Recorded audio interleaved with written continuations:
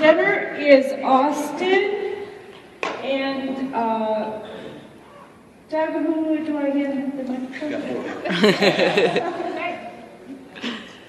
Good morning. I'm Lewis. Presenting with me today are going to be Leroy, Terry, and Shannon, and we are the Austin Alliance for Innovation Academy team. We had a great team that had a lot of fun, as you can see. Unfortunately, none of us do have that sweet mustache on the screen, but we did have a great time going through this process. We had over 10 different departments represented, and we got together quickly and started brainstorming ideas of what we could accomplish with this Alliance Academy. What we landed on was 2 different projects that actually, I think, represent well the concepts and themes that we've been hearing a lot this week at the conference. One, establishing stronger networks in order to enable collaboration and innovation internally with our organization, but also to engage our citizens better in the public policy and project development process. So I'd also be remiss if I didn't mention that we wouldn't have had such a great program without our leadership from Doug Matthews, our PIO, and strong support from our city manager, who's actually here with us today, so we're excited about that. Leroy? Good morning. One of our projects started from the simple idea of how do we bring our work environment into the 21st century. Unfortunately, in the city of Austin, we've accumulated a lot of facilities that are filled with a lot of things that we all call cube farms. I know we all know what cube farms are. So we decided to ponder the thought, how can we bring our work environment and change the work environment that we currently have from an environment that kind of looks like a scene from the movie Office Space into one that fosters and brings forth inspiration, collaboration, one that gets our employees happy and also have them just come together as a group. So we had a thought, we said, maybe we can use a space, a current space in the city of Austin, kind of a demonstration. We looked at some facilities, we looked at the city library, a room that was not being used. We also looked at employee workspace. I believe that we have 4 employees working in that workspace, and we called that workspace the Bicycle Cave. We also looked at a place that we called, that was a vending area that was not being used. So we looked at this, we said, well, we have our groups here. We represent a lot of different departments, but we know that we couldn't do this alone by ourselves. So we asked the help of a local architectural firm to help us draft a citywide survey, and we found that we had some awesome results from that survey. We found that over 20% of our employee population completed the survey. And out of that 20%, we asked them a lot of questions. We asked questions like, what do you like and dislike about your current working environment? What would it take to make you happy? And we asked a lot of other questions also.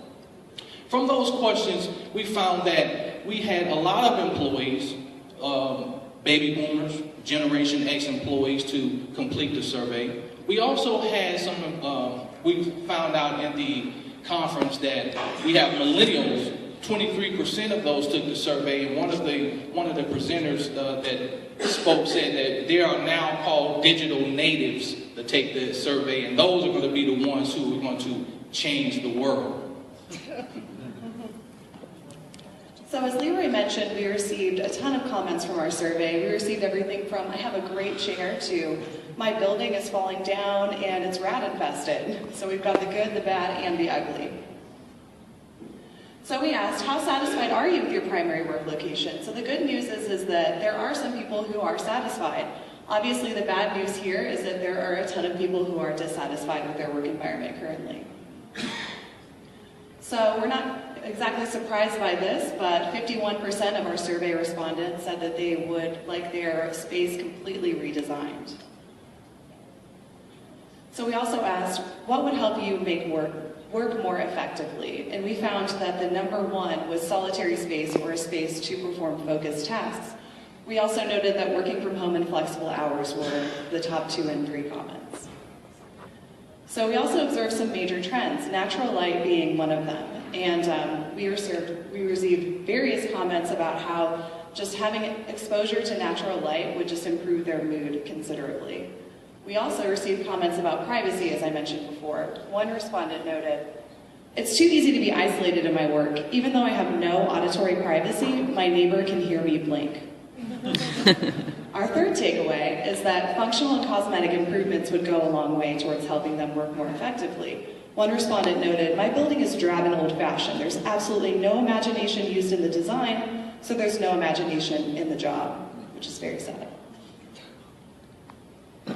So, while working from home is a city executive-sponsored program, we found that 49% reported that they do not currently work from home.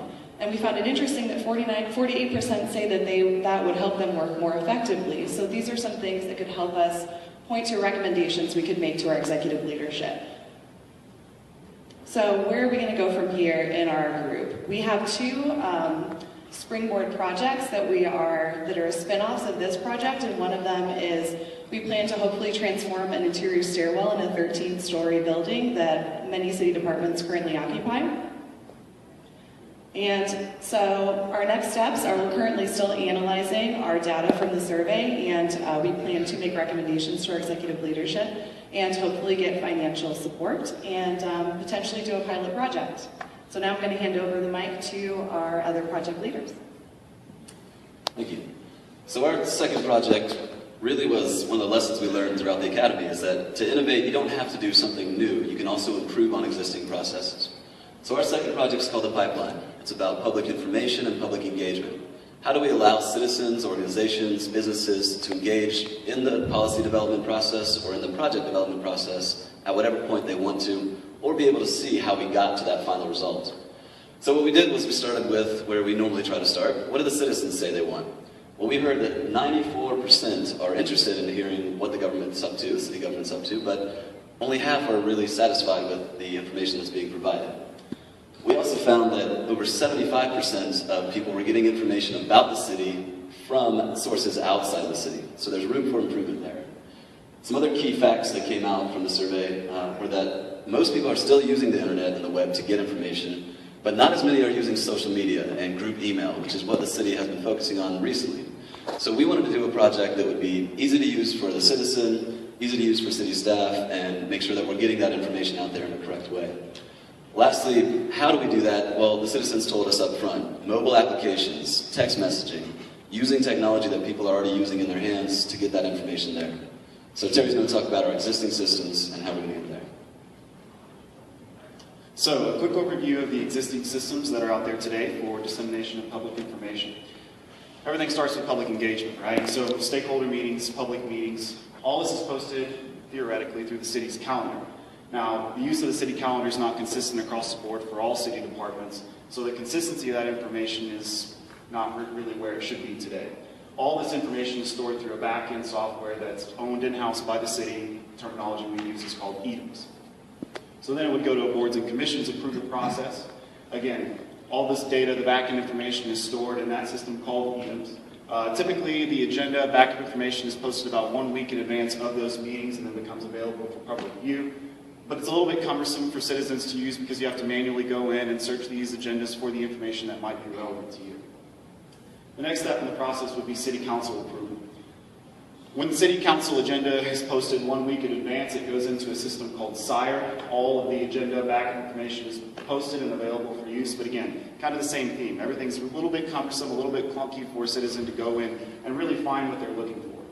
When that information is approved, it moves into the system that we have been talking about, EDMS, and is posted for purposes of archiving long-term.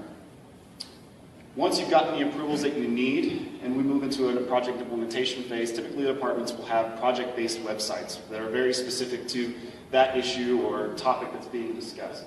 You'll see a whole host of information on there, a lot of graphics and visuals, financial information, descriptions, that sort of thing. And all that data that you find there is really mostly held in a system that we call eCapri, and this is an in-house software solution that we've developed and that houses all that capital project implementation data. So you can see we've got 3 systems that we really use. They're all used in different parts. They're all on the city website, but you have to go out and really grab that information, really be plugged into that process. So what we said is we want to take all 3 of those systems, aggregate that data into a single solution that will make it such that the staff who are going to use that would not be a burden upon them to use that to put the information out there, and that as a citizen it would be very intuitive for you to pick that information up very quickly and easily.